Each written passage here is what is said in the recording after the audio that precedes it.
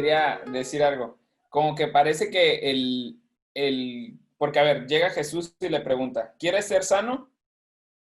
Y él le empieza a decir, sí, pero no tengo quien me ayude. Como que parece que él lo que está necesitando no era la sanidad, lo que él necesitaba era ayuda.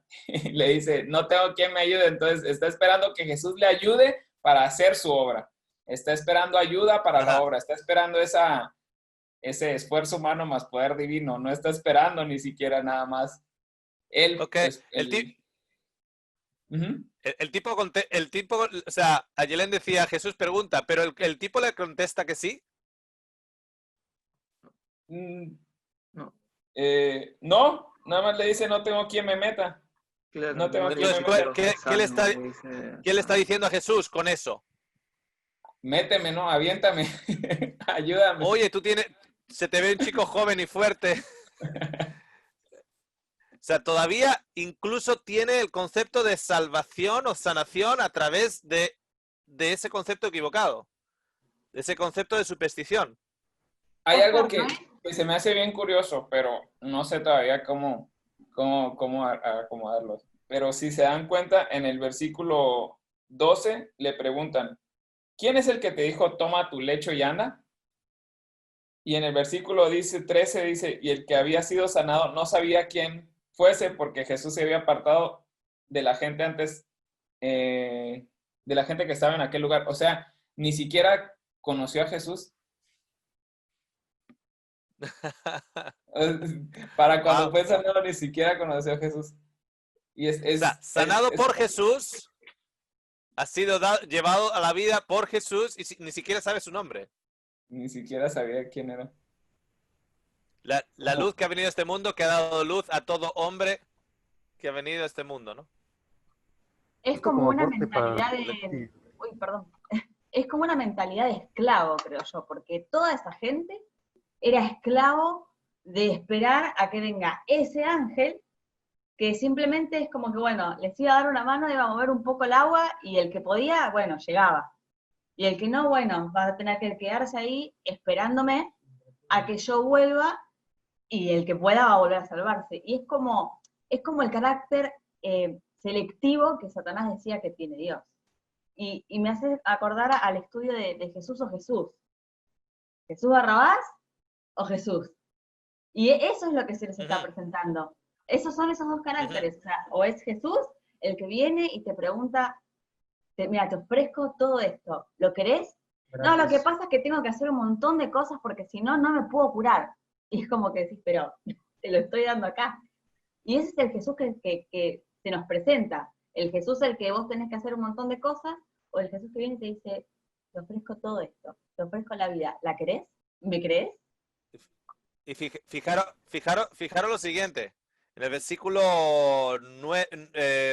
8 y 9, con relación a las obras que siempre están tratando de ocultar el trabajo de gracia de Dios. Fijaros el 8 y el 9, y cómo a veces incluso lo leemos, pero lo interpretamos en nuestro sentido de obras. Fijaros, el versículo 8, Jesús dijo, levántate, toma tu lecho y anda. Y al instante aquel hombre, ¿qué pone? Fue sanado, fijaros la cronología, fue sanado, al instante el hombre fue sanado y tomó su lecho y anduvo en esa progresión. Y era el día de reposo, porque nos está simbolizando que, recordad, cuando lo estudiamos en forma de parábola, nos está indicando una lección mayor de lo que está ocurriendo. Es el día, lo podríamos decir, el día de la segunda venida del Señor, cuando el milenio viene, cuando en la regeneración, etcétera. ¿Por qué? Porque nos está dando una primicia. Recuerda que había otras 20 o 30 o 40 personas ahí, pero nos está dando una primicia en la historia. Es la primicia en la historia. Porque uno puede decir, oye, ¿y qué pasó con los otros? Es que es un símbolo, es una señal, nos está mostrando lo que está por venir. Pero fijaros cómo a veces hemos leído esto. O sea, Jesús dice, levántate, toma tu lecho y anda. Al instante, aquel hombre fue sanado. Y tomó su lecho y anduvo, y era el día de reposo. ¿En qué momento dice lo siguiente. Y el hombre creyó e hizo un amago de levantarse. Y en el hacer el amago de levantarse fue sanado. ¿En qué momento dice eso? Ni siquiera creyó No en lo Jesús porque dice. ni siquiera lo conocía. Ni siquiera lo conocía. Y no es que, a veces es que leemos el texto y en nuestra mente lo leemos de esta manera. Entonces, en ese momento, ese hombre vio las palabras de Jesús y se aferró a esas palabras e hizo un intento. Y al hacer un intento, actuó en fe. Y como hizo un intento de actuar en fe, en ese momento fue sanado. Que no lo dice el texto. El texto no lo dice. Pero con esa explicación que damos, estamos poniendo ¿qué? Esfuerzo humano. Incluso el verbo está en continuo, o sea, la traducción es y continúan dando, como que si esa acción hubiera estado ya en presente y se hubiera continuado, es como que su cuerpo al oír la palabra de Dios respondió como si nunca hubiera dejado de andar, como si nunca hubiera parado y como si nunca hubiera caído en pecado, qué sé yo. Entonces es como que a la voz de Dios responde. Es como que Jesús respondió lo más profundo del deseo humano de ese hombre. A pesar de que verbalmente ese hombre no lo expresó de esa manera. No expresó de la manera de que necesito sanación, llevo aquí 38 años. No lo expresó así, lo expresó como llévame al agua. O sea, tenía la doctrina equivocada, el concepto equivocado. Y Jesús quita todo ese concepto equivocado que tiene y dice, no sabes expresarte, pobrecito. Tú lo que quieres es esto. ¡Pum! Levántate y anda. Y dice que fue sanado al instante. Quería comentar, hay una historia que siempre me toca profundo porque veo ese Salvador que es capaz de, aún el que no sabe expresarse, responder su pedido. Y aún el que ni siquiera puede pensar bien, el endemoniado de Gadara, él tenía su mente entenebrecida, lo único que escuchaba eran voces de demonio hablándole a él, tal vez una mínima expresión de Señor ayúdame pudo haber pasado por su corazón, pero esa mínima expresión el Señor la capta, aunque sea demasiado íntima, y creo que sí, el Señor responde más a los anhelos del corazón que solamente a la expresión de la boca, y incluso yo lo veo así, Él nos perdonó y ahora nuestra confesión indica que Él hizo bien en perdonarnos, que Él sabía que nosotros íbamos a querer ser perdonados, pero Él lo hizo antes de que Él se lo pidiéramos. Entonces yo lo veo así, Él siempre tomando la iniciativa y haciéndolo primero porque Él nos conoce, si Él nos creó.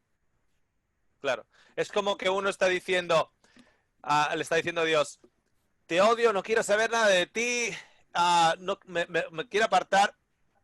Y Dios le mira a Gabriel y dice, fíjate, quiere un abrazo este chico.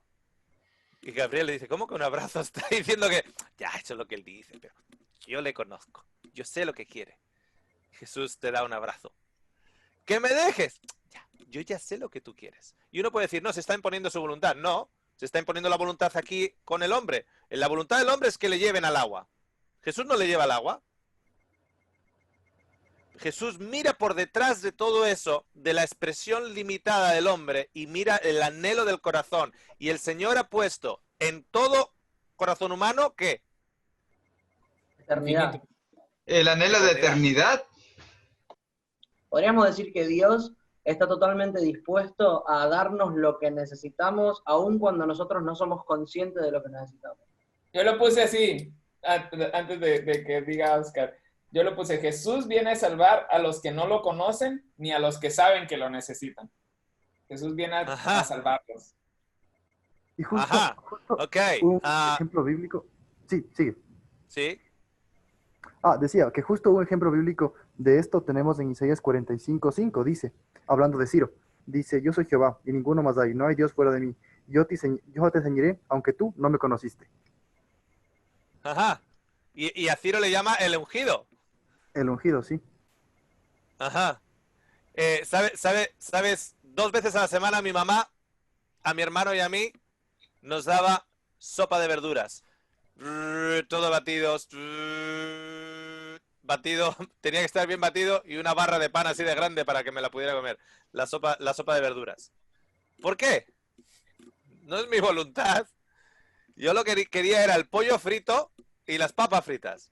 Eso es lo que yo quería. O el huevo frito con las papas fritas o la tortilla de patata. Eso es lo que yo quería. Yo estaba contento así. ¿Por qué me está dando a mí sopa de verduras? Porque sabe lo que es bueno para mí. Es que quería comentar que si ustedes leen el versículo 3, donde dice que yacía multitud de enfermos, ciegos, lisiados y paralíticos que esperaban el movimiento del agua. O sea, era difícil que el ciego viera que se movía el agua, que el lisiado pudiera llegar rápido y que el paralítico se pudiera mover. En realidad estaban incapaces de cumplir eso, pero todos los llevaban ahí con el deseo de ser sanos. Pero igual la manera de ser salvos estaba como inconclusa, o sea, porque ellos mismos no lo podían hacer. Y aunque los llevaban a hacerlo de una manera que pensaban que era la correcta, igual estaba equivocada.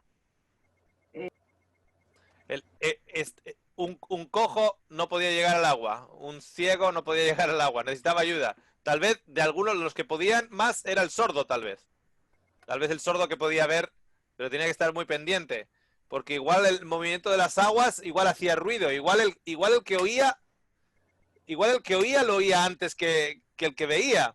Entonces era como que, oh no, el ciego lo escucha antes, pero no sabe dónde llegar. Para cuando el sordo lo ve, ya hay otro en el agua. Es como que no pueden sanarse a sí mismos, son incapacitados. Si la salvación, lo que nos habla de este hombre es que este hombre no puede llegar. Este hombre, si la sanación depende de llegar a esas aguas, él no puede llegar. No puede ser salvo. Hay un comentario. Espera, un momentito, Samuel. Vamos a Daniel primero y luego comentas. Hey, gracias. Bueno, era algunos puntos. El tema que mencionó Samuel de que no conoció a Jesús porque Jesús se perdió entre la muchedumbre. Esta persona ya salva se va al templo. ¿Qué hacía en el templo? ¿Para qué va al templo? Y ahí lo conoce a Jesús. Ahí se entera de quién era Jesús, el que lo había sanado, ¿no? Entonces él va al templo. La pregunta es, ¿para qué va al templo? El otro punto era sobre lo que preguntaba Johnny. Un ejemplo hay claro ahí en Hechos, cuando Pedro y Juan, bueno, todos los apóstoles van al templo y una persona le pide dinero, es lo que quería. Yo necesito, según él, mi necesidad es dinero. Y Pedro y Juan le dan en realidad lo que necesitan, no lo que querían, ¿no? Y es lo que ellos tenían porque ya estaban en la casa de su padre. Porque no ruegan para que se levante, sino que toman lo que ya tenían y le entregan, ¿no? Y eso es muy, muy impresionante. Entonces Jesús no ruega, entrega lo que tiene su padre en la casa y nada más, lo da así. Eso era. ¿Qué crees que significa, Daniel, el hecho de que es sanado y va al templo? Personalmente pienso, bueno, he visto en algunos comentarios hablan de que se empezó a saltar de alegría y dar gracias a Dios. Y es lo que hizo Jesús, ¿no? Dar el testimonio y poner toda la atención a Dios y no a él mismo. Por eso se iba, por eso no aceptaba a muchos que lo sigan, porque muchos tienen la mentalidad de esclavitud.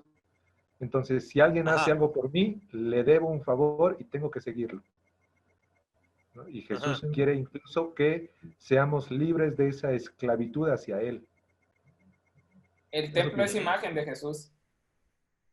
Además, el templo es una imagen de Jesús. La presencia de Dios, ¿no? La presencia de Dios, y va donde Dios a agradecer, y lo ve a Jesús cuando va donde Dios. Eso me parece. Es que, o sea, una vez que somos sanos y salvos, es imposible que no vayamos a Jesús. Es imposible que nuestra alegría, nuestro júbilo, nuestro gozo no nos lleve automáticamente y directamente a Jesús a encontrarnos con Él. O sea, pasó del lugar de los enfermos al templo. Oscar. Ya. Oscar, yo lo que veo Sí, aquí ¿quién? también, Clara. yo lo que veo aquí también es mucha compasión de parte de Jesús. Mucha compasión veo Ujú. yo, y más encima después el resultado, él se va, o sea, ni le agradece, así como el Señor nos da también a nosotros y cosas que no merecemos, y él nos las da. Yo siempre Ajá. decía, él me hace esto a pesar de mí misma, él me conoce a pesar de mí misma. Siempre tenía ese concepto antes yo, y ahora lo puedo Ajá. comprobar mejor todavía. Claro. Y Oscar, fíjate, bueno, Clara, que cuántos cristianos me comentan lo siguiente. ¿Sabes cuál es la mayor frustración mía, Oscar? Que hago esto o hago lo otro por la otra persona, etcétera, y ni siquiera un gracias recibo. Yo no lo hago para que me dé gracias. Oye, pero están frustrados porque no le han dicho gracias. Y fíjate lo que el Señor le hace a este hombre y no se ve por ningún lado que le ha dicho gracias tampoco. Ah, está, ok. ¿Os habéis dado cuenta que lleva su cama con él?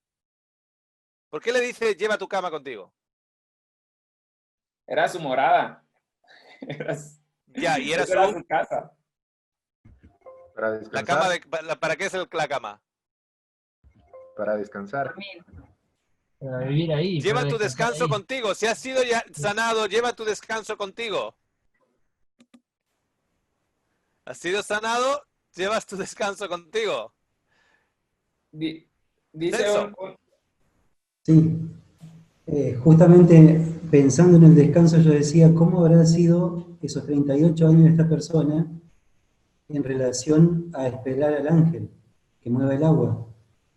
Porque recién comentaban, el ángel podía llegar, mover el agua y tal vez el que era sordo podía llegar.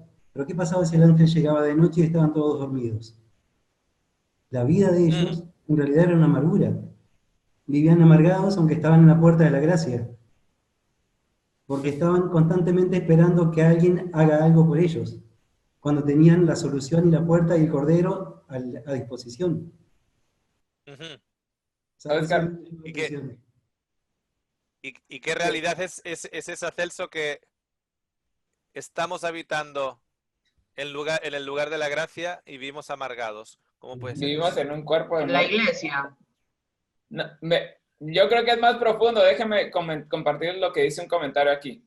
En el deseado de todas las gentes, hablando sobre este episodio, dice: nosotros mismos somos tan incapaces de vivir una vida santa como la de aquel lisiado lo era caminar. Son muchos los que comprenden su impotencia y anhelan esta vida espiritual que los pondría en armonía con Dios y luchan en vano por obtenerla. En su desesperación claman: miserable hombre de mí, ¿quién me librará de este cuerpo de muerte? O morada de muerte, o lecho de muerte. Alcen esa mirada a las almas que luchan con desesperación. Su Salvador se inclina sobre el que ha adquirido por su sangre, diciendo con inefable ternura y compasión: ¿quieres ser salvo? Él los invita a levantarse llenos de salud y paz. No esperen hasta sentir que son sanos. Crean en su palabra, que se cumplirá. Yo creo que en Perdón. Sí. No. Añadiendo un poquito a los últimos comentarios, con el tuyo, con el de Celso, etcétera, de lo amargado que estaban, y alguno de vosotros también ha mostrado como que eran en realidad, creo que fue Daniel, que en realidad no eran libres, eran esclavos, se sentían como esclavizados con todo el proceso.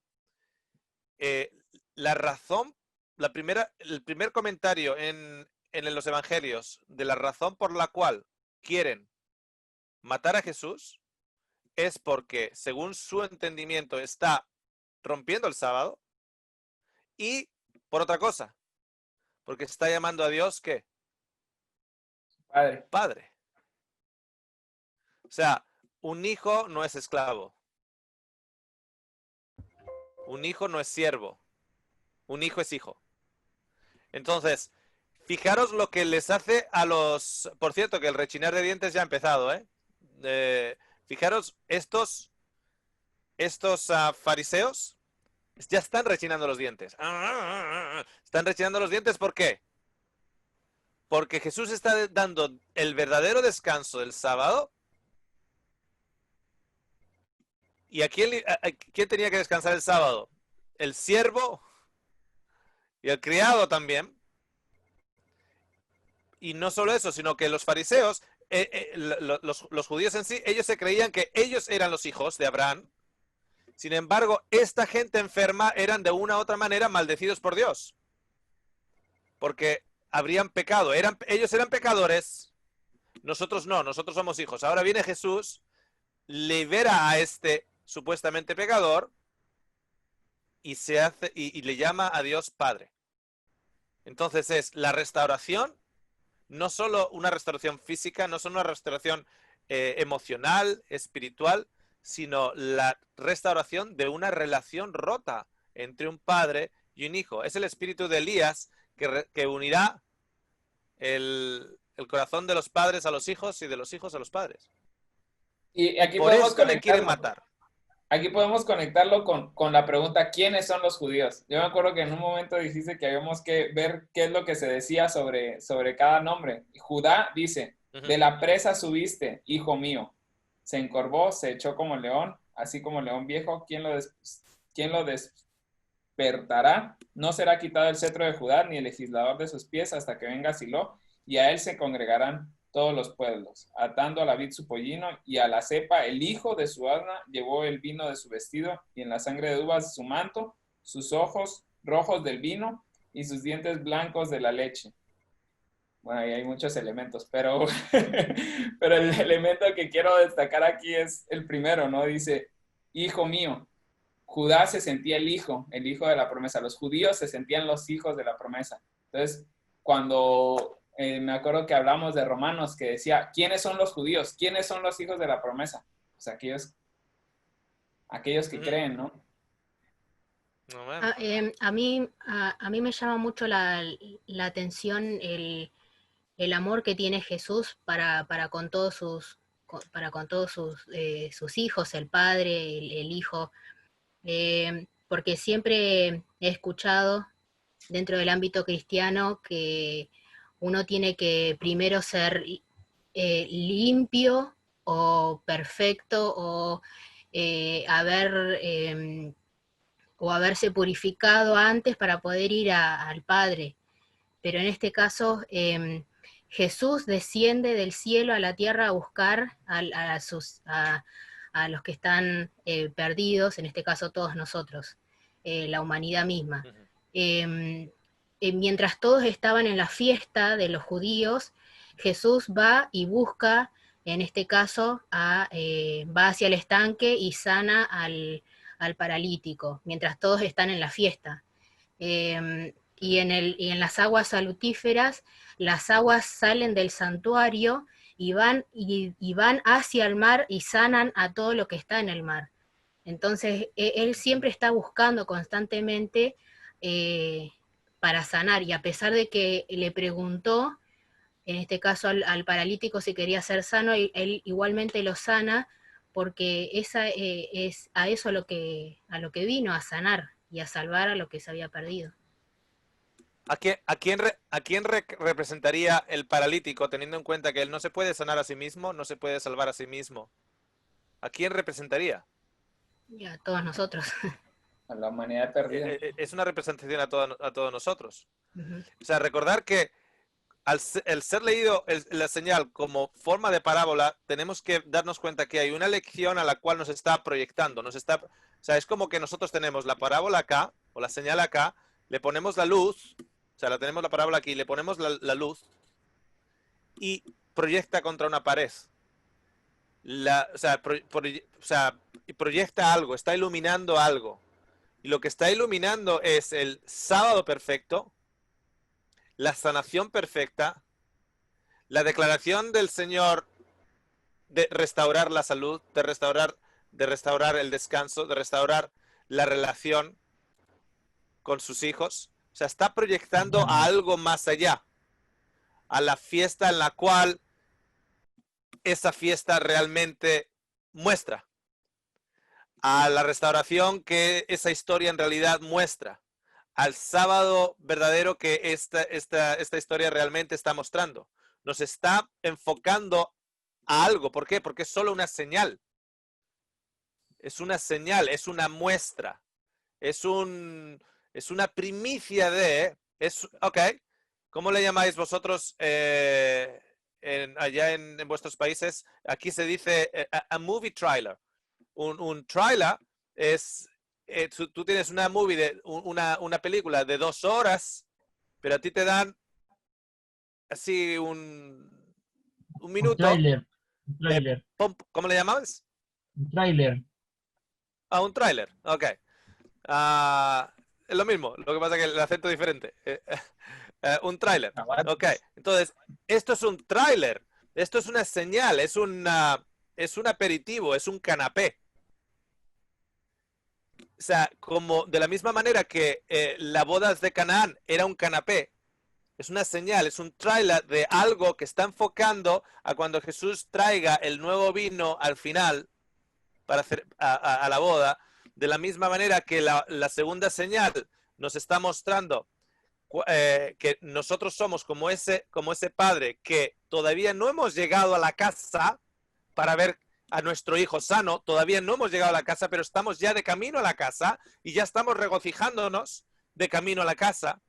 Y la casa, evidentemente, es la casa del Padre cuando lleguemos, y el Señor ya ha prometido que contendré contra aquellos que contenden contra ti y salvaré a tus hijos, por ejemplo. De esta misma manera, esta historia es una proyección, es un tráiler, es una señal pequeña, es un canapé que está proyectando a aquellos que no se pueden salvar por ellos mismos, que somos ¿quién? Somos todos nosotros.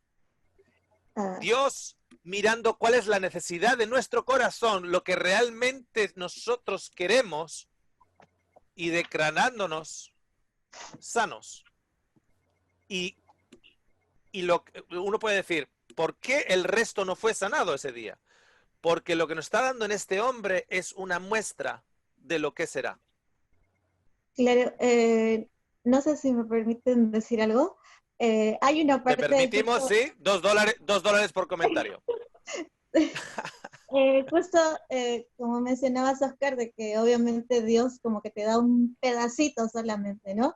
Y me lleva a una parte de la gente es del inicio de la historia de esto, del paralítico, donde dice que era sábado y que Jesús tenía la capacidad de poder llegar al estanque y sanar a todos, ¿cierto? O sea, tenía esa capacidad. Pero hay una parte del párrafo, del segundo párrafo, que me llamó mucho la atención, que dice que mucha gente iba al templo para adorar y él sabía que un acto de curación como este excitaría de tal manera el prejuicio de todos los judíos. Iba a ser señalado, él sabía, ¿no? Si salvaba a todos.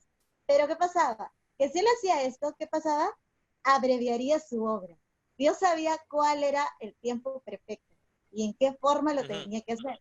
Y este pequeño párrafo me lleva más o menos al décimo, bueno, a la página 175, donde Jesús, como ya sabía y tenía todo, como acá en Perú decimos, fríamente calculado, ¿no? Él tenía en mente que un propósito sabio motivaba cada acto de la vida de Cristo en la tierra. O sea, todo lo que él hacía era importante y la enseñanza que él mostraba en el tiempo para con la persona tenía como que un propósito para que todos los demás vieran y conocieran y reconocieran el verdadero carácter de Cristo, no por obras, sino por obviamente por el carácter real que él tenía. O sea, que todo estaba fríamente calculado, podríamos decirlo así. Todo tenía una razón de ser, porque sale Jesús de ese lugar y todavía hay enfermos que se quedan detrás. ¿Okay? Todo está calculado. Ok. Ahora espera un momentito, porque habíamos dicho que los estudios tendrían entre 1 hora y 1 hora y media, y queremos ser fieles al tiempo, ¿ok? Vamos ahora a hacer una última ronda para que aquello que se haya quedado en el tintero, si quieres un comentario, que querías decir algo, no has tenido oportunidad, lo digáis, etcétera. O sea, ahora un poquitito, ya pensando en wrap up, envolverlo,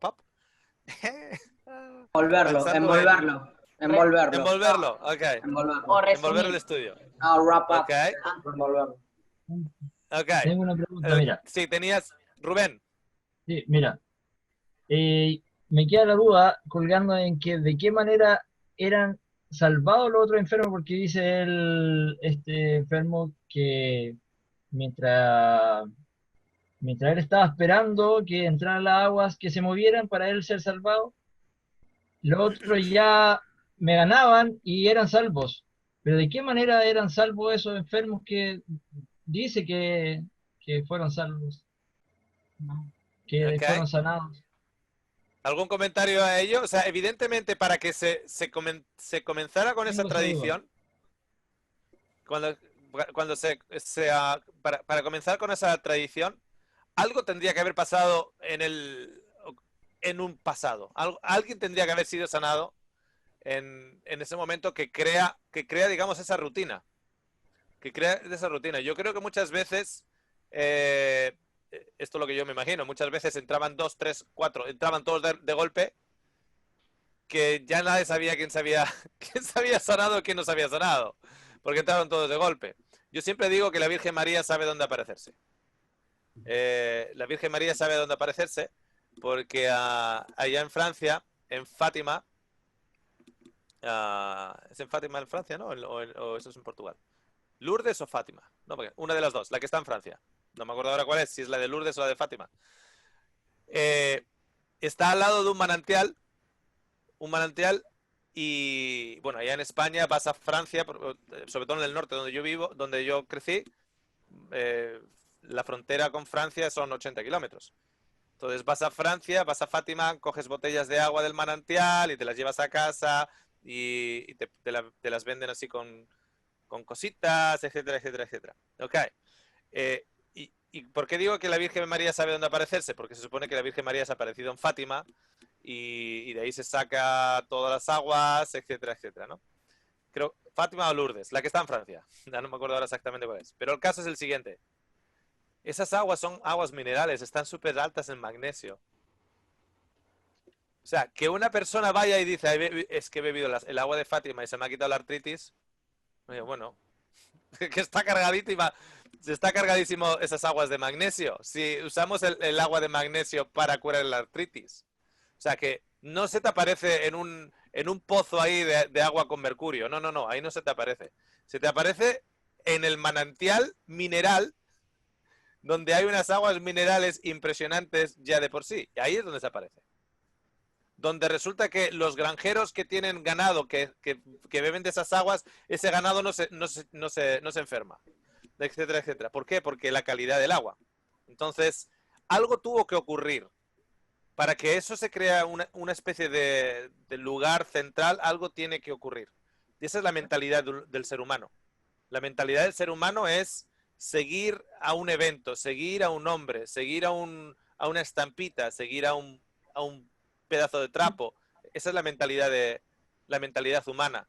Entonces, un mecanismo. Al mismo tiempo, si tú estás ahí con una anticipación tremenda, esto me va a ayudar, esto me va a ayudar, esto me va a ayudar, esto me va a ayudar, y se mueve el agua y tú te tiras de cabeza ahí, sales del agua y hay una expectación impresionante.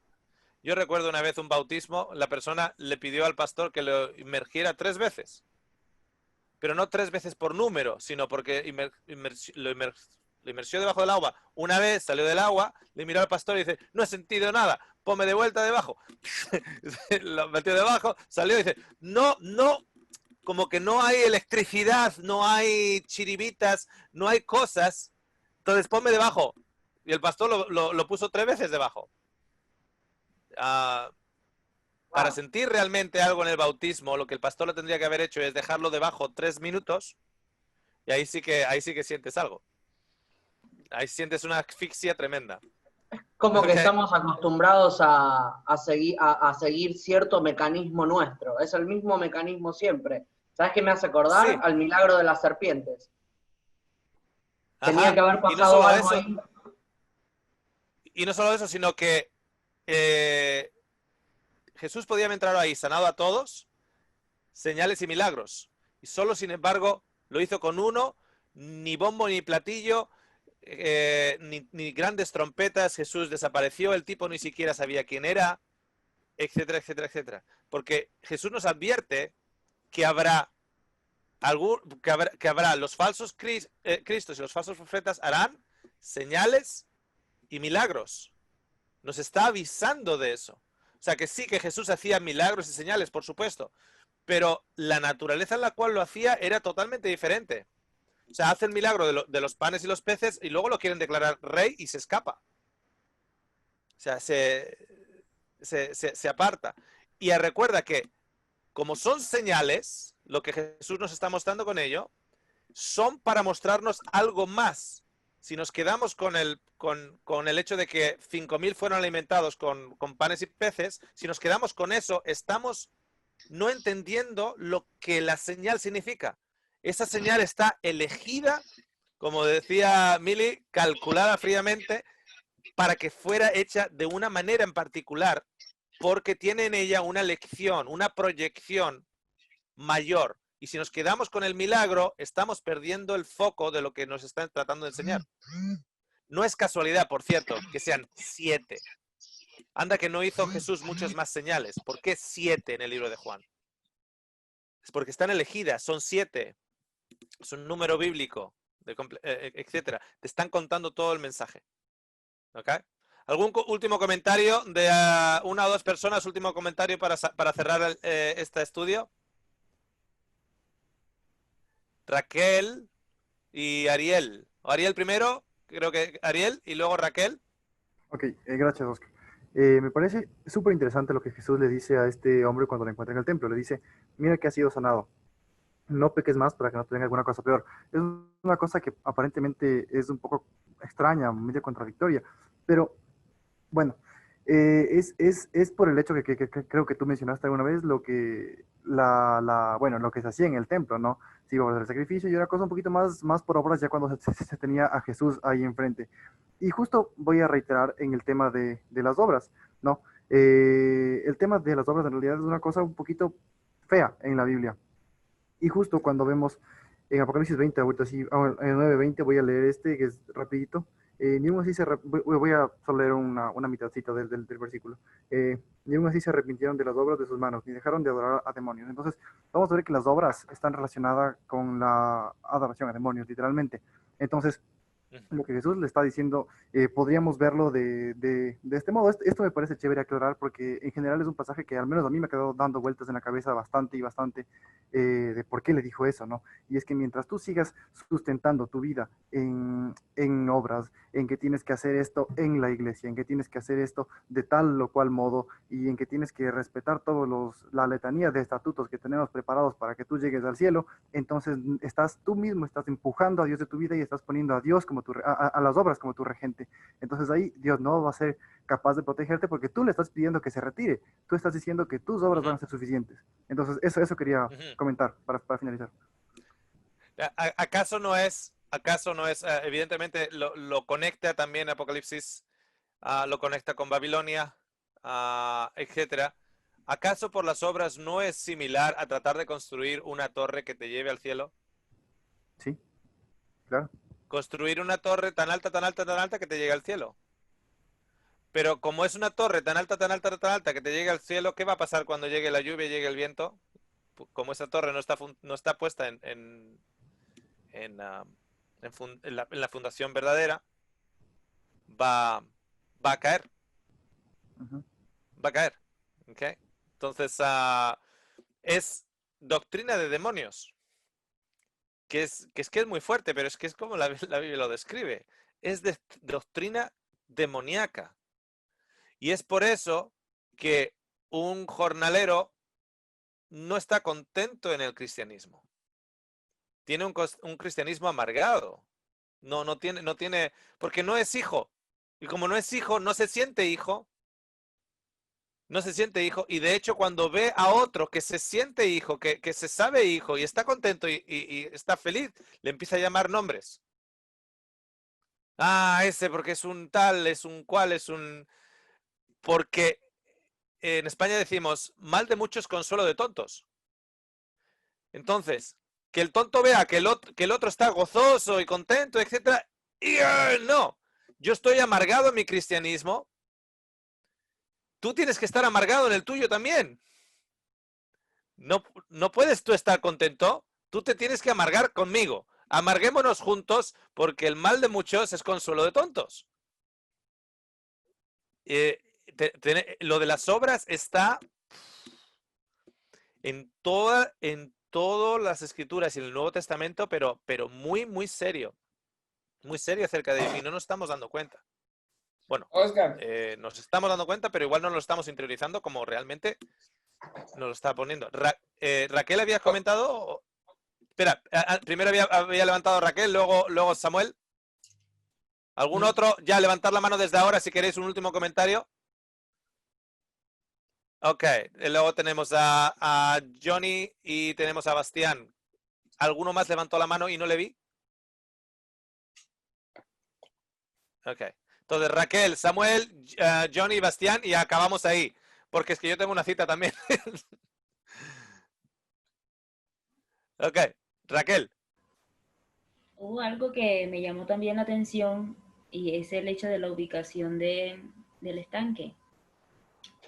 Según quedaba al norte del templo, estaba ahí cerca del templo y las personas que tenían algún tipo de esta enfermedad, que se creía de hecho que tenían esa enfermedad, era porque habían cometido un gran pecado, no tenían acceso al templo, no podían ingresar. Entonces pensaba que toda esa multitud que se había agolpado ahí era porque también quería ir al templo. Esa gente quería encontrarse con Dios, pero su enfermedad se lo prohibía, se lo limitaba. Y no tanto su enfermedad, sino el sistema que decía que Dios no recibe a gente impura o gente inmunda como se los consideraba en ese momento porque estaban enfermos. Y pues me recordó eso el comentario que hizo Pri, porque Jesús presenta algo muy sencillo. O sea, de hecho, él era la razón del ser del templo, ¿sí o no? Las personas iban al templo a encontrarse con Dios y Dios andaba por ahí. Dios andaba fuera del templo en ese momento. Y estaba acá donde estaban todos los enfermos. Pero él va y se presenta de una manera tan sencilla, o sea, tan sencilla, tanto así que ni siquiera se identifica. Hace su obra, restaura a la persona, le da las indicaciones para que siga gozando de esa sanidad y de esa salvación. Y ya. Aunque Jesús se fue, hizo la diferencia en ese ser humano, porque aunque él no recordaba su nombre, nada por el estilo, sabía que fue el hombre que lo sanó. Entonces me gusta el hecho de cómo Dios se presenta como rompiendo todos los esquemas doctrinales que se han montado, todo a base de ritos y cosas que lo que hacen es cargarnos y como impedirnos de cierta manera tener comunión con Dios.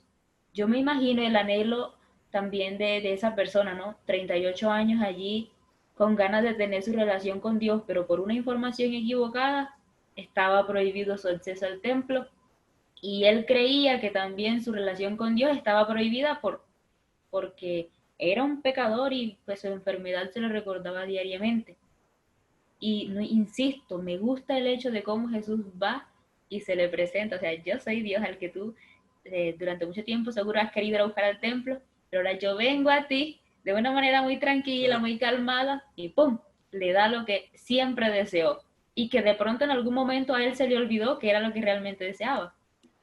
Y wow, me impresiona el hecho de que Jesús sea tan sencillo. ¿Y dónde está el templo en ese momento? Es él. El templo está enfrente de este hombre. Sí.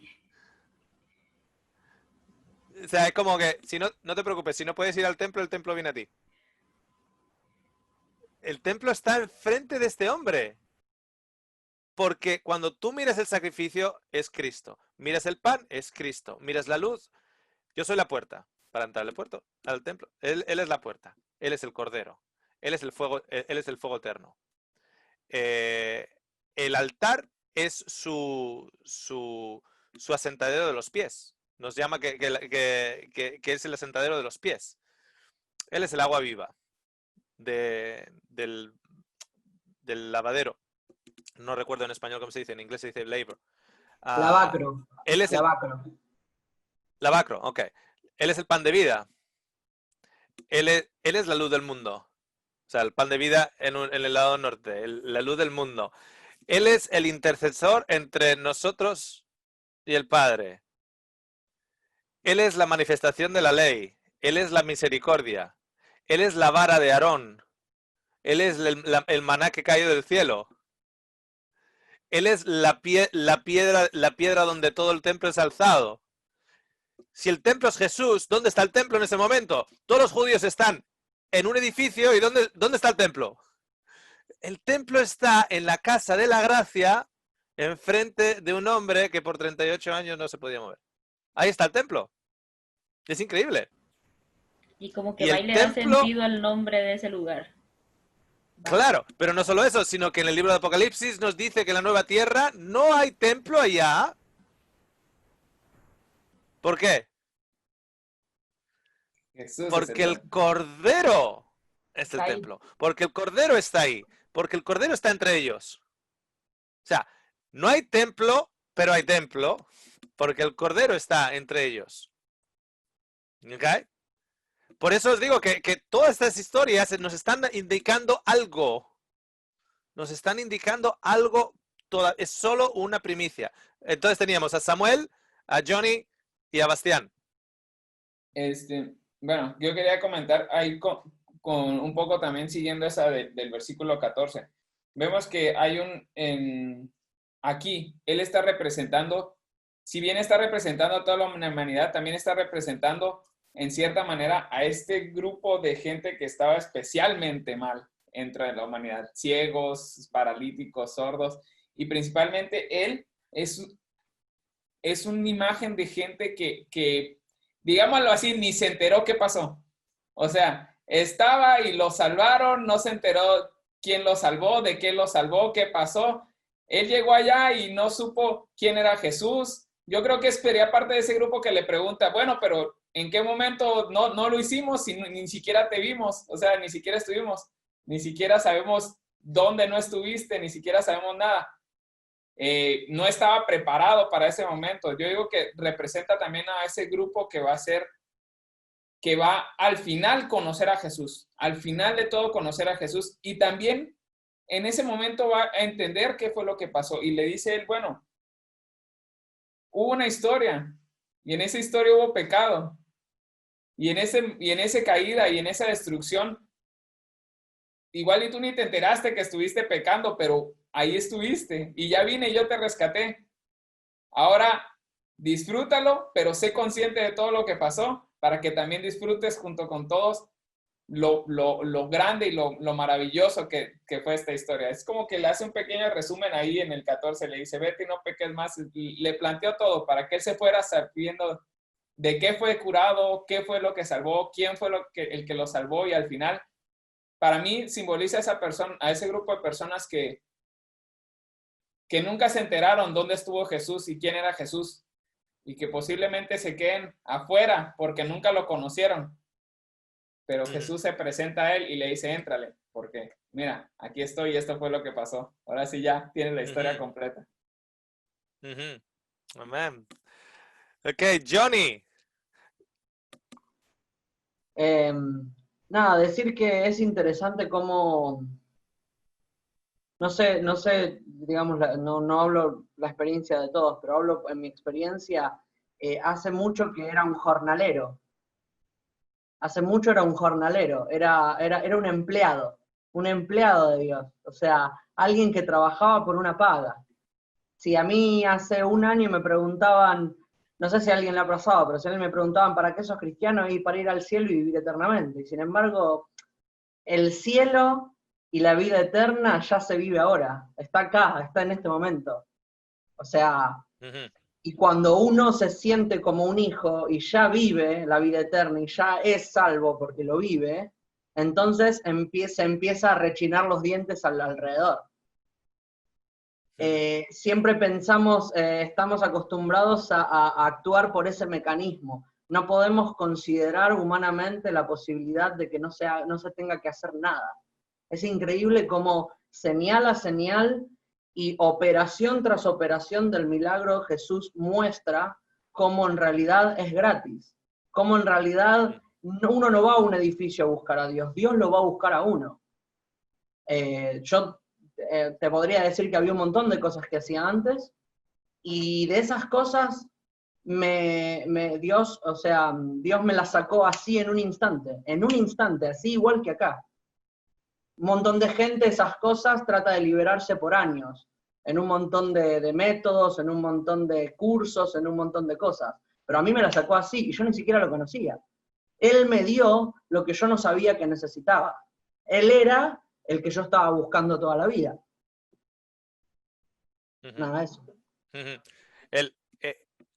Sabéis que es mi convencimiento que por obras nos estamos robando a nosotros mismos de amar a Dios. Porque amar a una persona que te sientes en deuda con él, pero una deuda que de una u otra manera tienes que pagar de vuelta, como es una deuda que tienes que pagar, es como el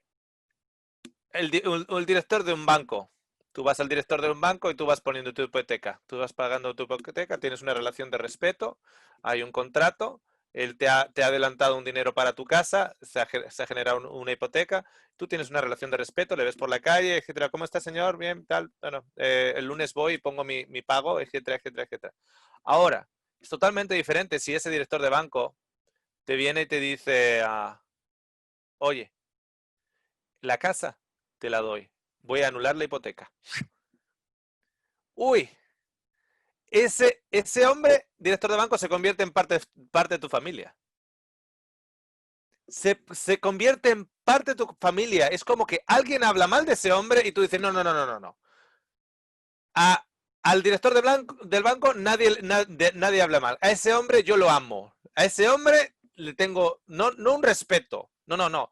Tengo un amor, un aprecio, un cariño por él, por su hombre. Oye, te llega la esposa a la casa y te dice, oye, ¿te has dado cuenta que, has escuchado que la hija del director de banco se cayó en la bicicleta y se le rompió el brazo y está escayolada? Oye, vamos a llevar unas florecitas, etcétera, algo así. ¿Por qué? Porque es diferente ahora ya la relación con ese hombre.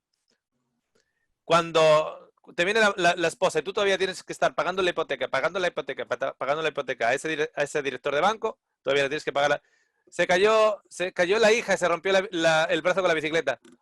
Ok, bueno. A ver si juega hoy el Barcelona. O sea, ¡pum!, pasa por ahí. Pero si es una persona que te ha dado la casa y tú no la tienes que pagar de vuelta, tú desarrollas un amor por esa persona. Las obras nos están impidiendo amar a Dios.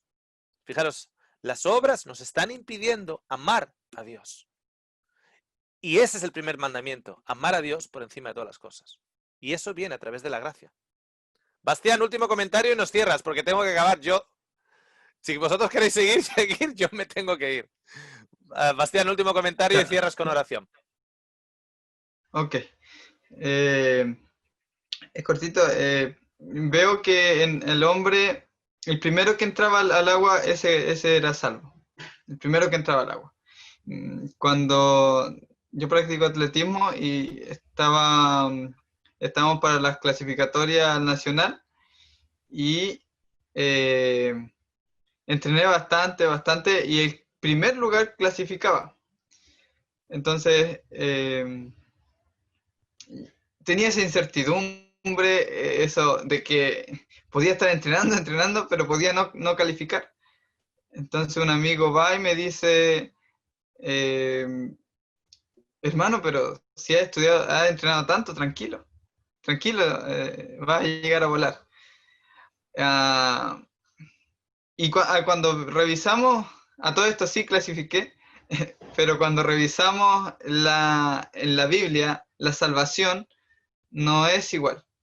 Pablo dice que cuando corren en el estadio, uno solo se lleva el premio. No, pero aquí todos los que corran se llevan el premio. Todos los que corran y se esfuercen se van a llevar el premio. O sea, el premio está asegurado, lo tienen, es suyo.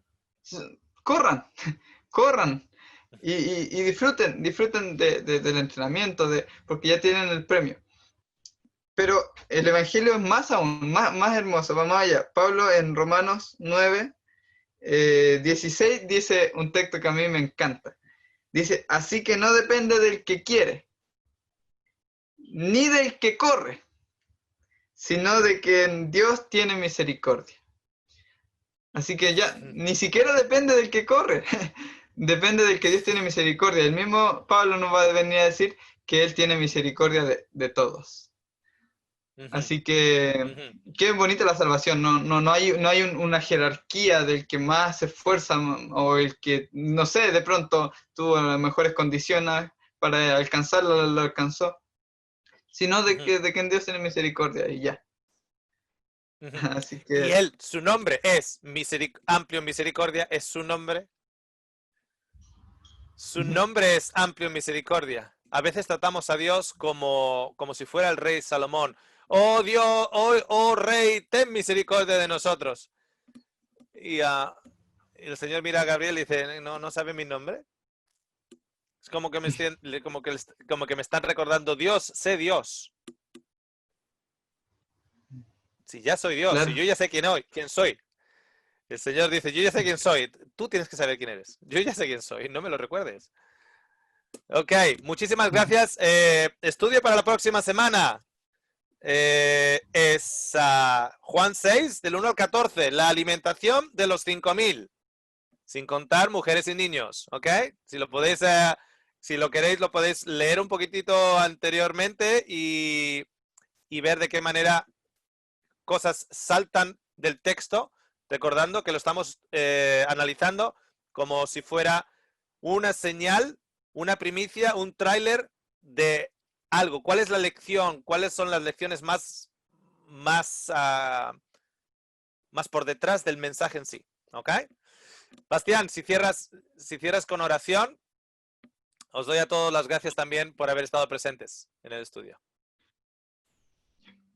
Gracias, Padre, por la oportunidad de estudiar tu palabra, porque en ella podemos ver cuán misericordioso eres y que tú estás dispuesto a sanar a todo aquel, Señor, que lo necesita. Gracias, Señor, por esta salvación tan grande. Gracias porque tú eres misericordioso para con todos y con todas tus obras, Señor. Acompáñanos, Señor, a cada uno a interiorizar estas enseñanzas en nuestro corazón para vivir contentos y felices del Dios que tenemos. En el nombre de Jesús, amén. Amén. Bendiciones a todos, que tengan un lindo noche los que están de noche y día los que están de día. Chao, chao. Chao. Gracias.